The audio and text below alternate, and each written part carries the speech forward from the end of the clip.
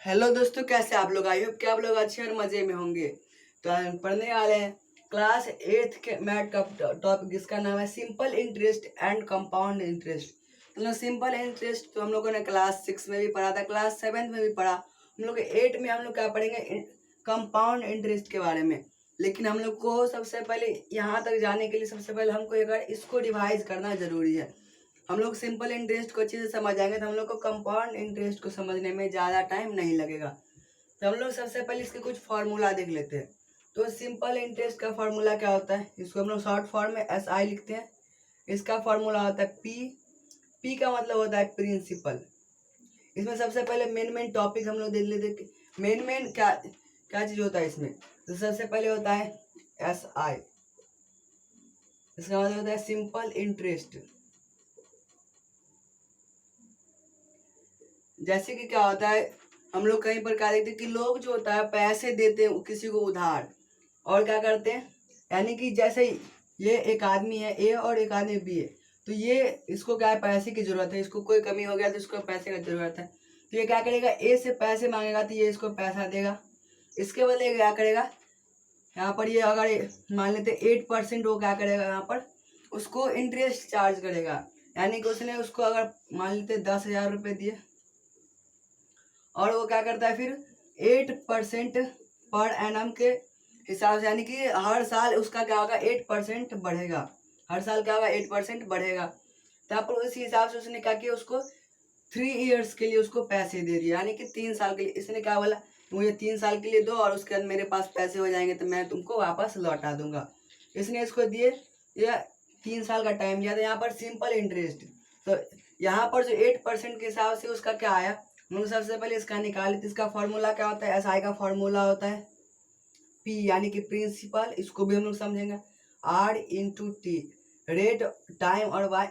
यहाँ पर क्या होगा, यहाँ पर 100 नीचे है तो यहाँ पर क्या आ जाएगा, P क्या है 10,000 इंटू R है। R मतलब रेट ऑफ इंटरेस्ट, R मतलब होता है रेट ऑफ इंटरेस्ट, यानी कि ये है 8%। तो 8 इंटू, और ये कितने टाइम के लिए, 3 इयर्स के लिए, बाय। और ये जो हम लोग टाइम लिखेंगे वो ईयर्स में होना चाहिए। और नीचे में क्या 100, 1 2 3, यहाँ पर 2 0 से 2 0 कट गया। तो यहाँ पर अब क्या आंसर आ गया, 100 इंटू 8 यानी 800 इंटू 3, 2400। ये क्या आ गया, ये आया इसका इंटरेस्ट। यहाँ पर इंटरेस्ट यानी कि जब इसने 10,000 रुपये लिए 3 साल के लिए, और जब वो वापस उसको पैसे लौटाएगा तो इतना उसमें एक्स्ट्रा देगा।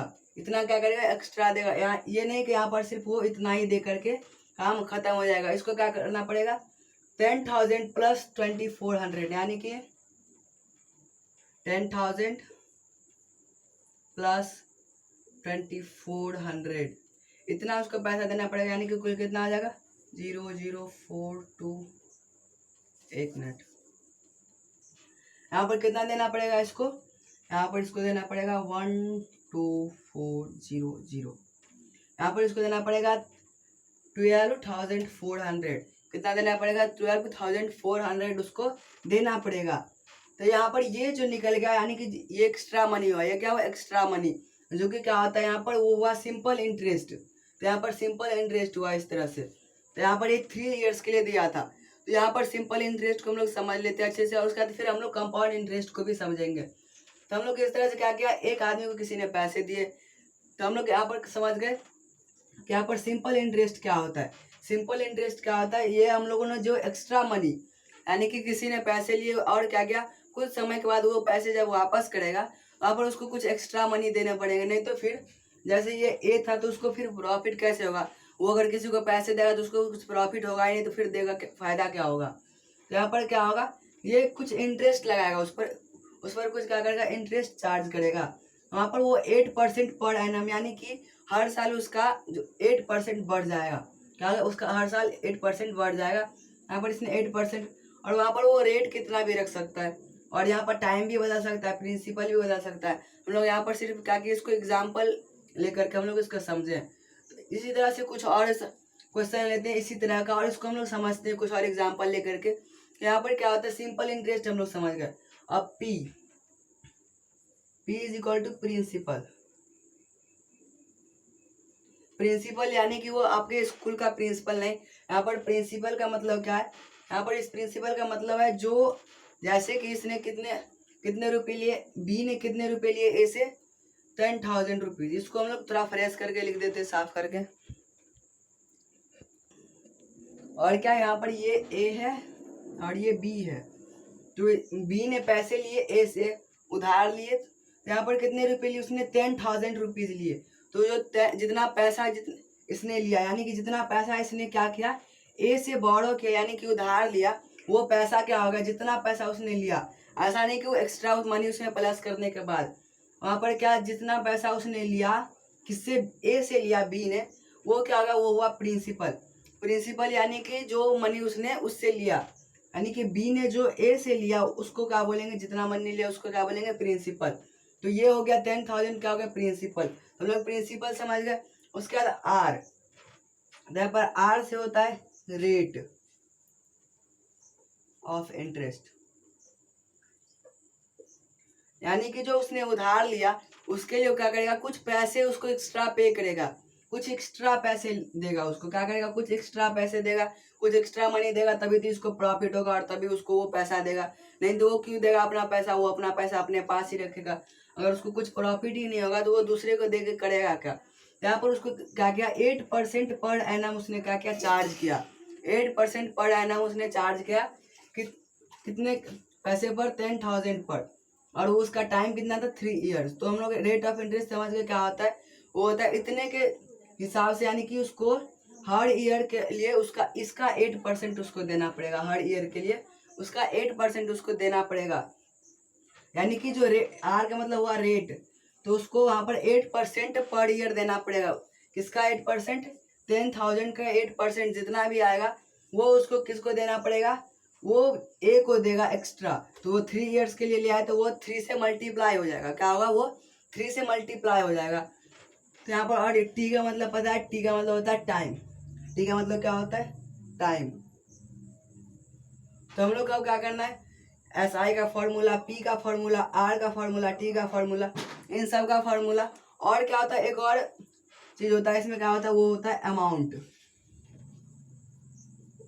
अमाउंट वही जो हम लोगों ने इसका निकाला था, हम लोगों ने क्या निकाला था कि ये और इसका साथ कितना देना पड़ेगा उसको, 12400, इतना मनी उसको क्या करना पड़ा था, वापस करना पड़ा था। यानी कि यहाँ पर 2400, यानी कि 2400 उसको एक्स्ट्रा मनी देने पड़े थे। वही जो एक्स्ट्रा मनी था, साथ में एक्स्ट्रा मनी, यानी कि अमाउंट का फॉर्मूला क्या है, एस आई, यानी कि सिंपल इंटरेस्ट प्लस प्रिंसिपल। यानी कि जो प्रिंसिपल था कितना, 10,000, और उसका इंटरेस्ट जो कि था 2400, उन दोनों को जब हम लोग प्लस कर देंगे तो वहाँ पर अमाउंट आ जाएगा। यानी कि वो जितना पैसा लिया था और जितना पैसा एक्स्ट्रा उसमें उसको देगा, उन दोनों को ऐड करके क्या करेगा, वो उसको देगा, बी क्या करेगा, ए को देगा। तो जितना पैसा वो देगा वो क्या हुआ, 12,400 हुआ।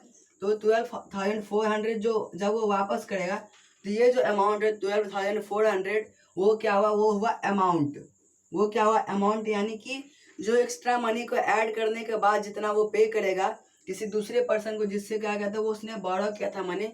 यानी कि यहाँ पर एस आई प्लस प्रिंसिपल, यानी कि सिंपल इंटरेस्ट प्लस प्रिंसिपल, यानी कि एस आई को और प्रिंसिपल दोनों को हम लोग जब प्लस कर देंगे तो यहाँ पर क्या आ जाएगा, अमाउंट आ जाएगा। आई होप कि आप लोग यहाँ से समझ आ गया होगा। तो हम लोग एक और इसी तरह का एक एग्जाम्पल लेते हैं और समझते हैं कि हम लोग एस आई इंटरेस्ट को अच्छे से समझते हैं कि हम लोग इस तरह से, जैसे कि अगर कोई सिंपल इंटरेस्ट के हिसाब से अगर किसी को पैसे देता है तो उसमें क्या प्रॉफिट होता है, और जब कंपाउंड इंटरेस्ट के हिसाब से जब किसी ने कोई पैसा देता है किसी को तो उसमें कैसा प्रॉफिट होता है, और इस दोनों के बीच का डिफरेंस भी पता करेंगे कि किस में ज़्यादा फायदा होता है, किस में लॉस होता है, किस में ज़्यादा फायदा होता है। तो हम लोग सबसे पहले एक और एग्जाम्पल लेते हैं सिंपल इंटरेस्ट का। तो हम लोग यहाँ पर क्या करते हैं, लिख लेते हैं। हम लोग सब समझ गए कि पी का मतलब क्या होता है, आर का मतलब क्या होता है, टी का मतलब क्या होता है, एस आई का मतलब क्या होता है, और अमाउंट का मतलब क्या होता है। तो प्रिंसिपल हम लोग ले लेते हैं, प्रिंसिपल हम लोग ले लेते हैं कितना, 100 ले लेते हैं। रेट ले लेते हैं 5% पर एनम, और टाइम ले लेते हैं 5 ईयर्स। वैसे 5 ईयर्स के लिए कोई 100 रुपीज़ लेगा नहीं। और यहाँ पर हम लोग को SI फाइंड करना है और A फाइंड करना है। हम लोग A को तभी फाइंड कर सकते हैं जब क्या हमारे पास रहेगा, जब हमारे पास SI रहेगा, हम तभी A को फाइंड कर सकते हैं, क्योंकि A का फॉर्मूला ही होता है SI प्लस P। तो हमारे पास P तो है लेकिन SI नहीं है, तो हम लोग सबसे पहले SI निकालेंगे और फिर हम लोग यहाँ पर अमाउंट निकालेंगे। तो यहाँ पर सब कुछ लिख लिया, हम लोग यहाँ पर बनाते हैं। तो सबसे पहले क्या है, SI का फॉर्मूला हम लोग को हमेशा याद रहना चाहिए, P into R into T by 100। तो यहाँ पर क्या है, अब हम लोग सबसे पहले इसको अब सबको अपने अपनी जगह पर पुट कर देंगे। तो यहाँ पर 100 इंटू 5 इंटू 5 बाई 100, यह 100 से 100 कट गया। SI इज इक्वल टू 25, यानी कि उसको 25 रुपीज़ पर एनम उसको इंटरेस्ट देना पड़ेगा। यानी कि उसको जब वो 5 ईयर्स के बाद क्या करेगा, पैसे वापस लौटाएगा, उसको 25 रुपीज़ ज़्यादा देना पड़ेगा, 25 रुपीज़ का एक्स्ट्रा देना पड़ेगा उसको। यानी कि वो 100 रुपीज़ तो देगा ही देगा, लेकिन साथ में उसको 25 रुपीज़ उसको एक्स्ट्रा मनी देना पड़ेगा, क्योंकि वो इतने टाइम के लिए उसका पैसा रखा था, इसलिए उसको 25 रुपीज़ एक्स्ट्रा देना पड़ेगा। क्योंकि यहाँ पर वो जो था 100 रुपीज़ 5% पर एनम, यानी कि 5%। एनम का मतलब क्या होता है यहाँ पर, ईयर। एनम का मतलब ईयर या फिर एनुअली। तो यहाँ पर 5% पर ईयर उसको देना पड़ेगा, यानी कि 100 का 5% और उसको 5 ईयर्स के लिए। तो यहाँ पर उसको 25% आ गया और 25 रुपीज़ आ गया। तो यहाँ पर इसको कितना देना पड़ेगा, तो यहाँ पर हम लोग को SI पता चल गया कितना है, 25। और हम लोग को A निकालने के लिए क्या करना पड़ेगा, A is equal to SI plus P। तो यहाँ पर हम लोग SI क्या है, SI है 25 प्लस 100 इज इक्वल टू 125। यानी कि उसको जब वो क्या करेगा, एक आदमी जब दूसरे आदमी को उसका पैसा लौटाएगा बोरो करने के बाद, वो कुछ समय के बाद क्या करेगा, जब वो पैसा उसको वापस रिटर्न करेगा, उसको कुछ एक्स्ट्रा मनी देना पड़ेगा और उस एक्स्ट्रा मनी के साथ में जो उसने लिया था वो भी देना पड़ेगा। जब उन दोनों को ऐड कर देंगे तो वो आ जाएगा क्या, वो आ जाएगा अमाउंट, जो कि यहाँ पर क्या है 125 रुपीज़ यहाँ पर अमाउंट है। तो हम लोगों ने SI निकालना समझ गए, हम लोग P निकालना सीखते हैं, यानी कि प्रिंसिपल निकालना सीखते हैं, रेट निकालना सीखते हैं और टाइम निकालना सीखते हैं। तब क्योंकि हम लोग का ऐसा तो नहीं है कि हर क्वेश्चन में सिर्फ SI निकालने के लिए, यानी कि सिंपल इंटरेस्ट निकालने के लिए देगा, वहाँ पर किसी में प्रिंसिपल निकालने देगा, किसी में रेट निकालने देगा, किसी में टाइम निकालने देगा, किसी में अमाउंट निकालने देगा। तो अमाउंट निकालने के लिए हम लोग को सबसे पहले SI निकालना पड़ेगा। तो हम लोग को वहीं पर फिर क्वेश्चन वहीं पर SI पर घूम के आ जाएगा। हम लोग को P, R और T इन तीनों का क्या करेंगे, हम लोग तीनों का फॉर्मूला समझते हैं और उसको इसी वैल्यू को पुट करके हम लोग एक एक क्वेश्चन बनाते हैं। तो उसी क्वेश्चन के हिसाब से हम लोग फिर से P निकालना सीखेंगे सबसे पहले। तो P इज इक्वल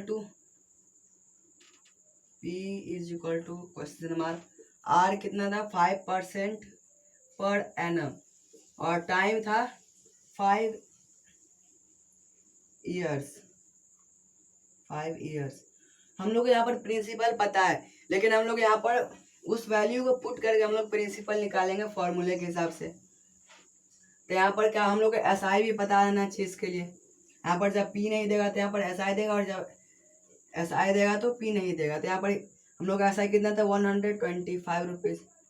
अब हम लोग निकालेंगे इसका फॉर्मूला क्या है, P is equal to SI into 100 by R into T is equal to, अब हम लोग इस जगह पर हम लोग उसको लिख देंगे सारे चीज़ को। तो यहाँ पर 125 इंटू 100 बाई 5 इंटू 5 125 1 और ये हो गया 5। तो यहाँ पर कितना आ गया, ये आ जाएगा, यहाँ पर गलती होगा क्या, यहाँ पर ही हम लोगों ने अमाउंट लिख दिया। यहाँ पर जो इसका SI है वो कितना है, 25 ही है। तो हम लोग यहाँ पर 25, तो यहाँ पर ये 5, यहाँ पर 5 और ये 5 कट जाएगा इस 5 से, यानी कि यहाँ पर क्या आ गया, 100 आ गया। तो ये 100 क्या हो गया, इसका प्रिंसिपल हो गया, जो कि हम लोग को पहले से पता था, लेकिन हम लोग को यहाँ पर सीखना था। तो हम लोगों ने यहाँ पर इस वैल्यू के हिसाब से क्या प्रिंसिपल निकाला था हम लोगों ने, और फॉर्मूला क्या है, इस फॉर्मूला का आप लोग को याद कर लेना है। अगर आप लोग को ये फॉर्मूला याद नहीं है तो आप लोग इस तरह एक और तरीका उससे भी बना सकते हैं। वो तरीका है, जैसे कि हम लोग को क्या पता था, यहाँ पर SI पता था, R पता था और T पता था। T था 5 ईयर्स, रेट था 5% पर एनम और SI था 25। तो हम लोग SI के फॉर्मूला, अगर हम लोग का सिर्फ SI का फॉर्मूला याद रहेगा तभी हम लोग निकाल सकते हैं इन तीनों को। जैसे कि SI is equal to P into R into T। तो यहाँ पर SI कितना है, 25 इज इक्वल टू, यहाँ पर 100, 25 इज इक्वल टू, इसको हम लोग P मान लेते थे, P इंटू 5 बाई 100। अब हम लोग क्या करेंगे, इसका नीचे का हम लोग क्या करते हैं, तो 25 is equal to P into 25 by 100। लोग क्या करेंगे, इस P को हम लोग सबसे पहले इस 100 को क्या करेंगे, इस साइड लाएंगे, इज इक्वल टू 25, यहाँ पर क्या था, ये डिवाइड में था तो यहाँ पर मल्टीप्लाई में आ जाएगा, तो 100 is equal to 25 into P। अब हम लोग क्या करेंगे, cross multiply, P is equal to 25 into 100 by 25। इस 25 से 25 कट जाएगा तो यहाँ पर आ जाएगा 100।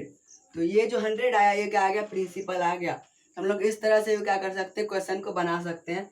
जो कि क्वेश्चन का अगर हम लोग को सिर्फ SI का फॉर्मूला पता रहेगा तो भी हम लोग क्या कर सकते हैं, P और R T इन तीनों में से किसी का भी प्रिंसिपल या फिर रेट या फिर टाइम कुछ भी निकाल सकते हैं, सिर्फ SI का फॉर्मूला याद रहने से।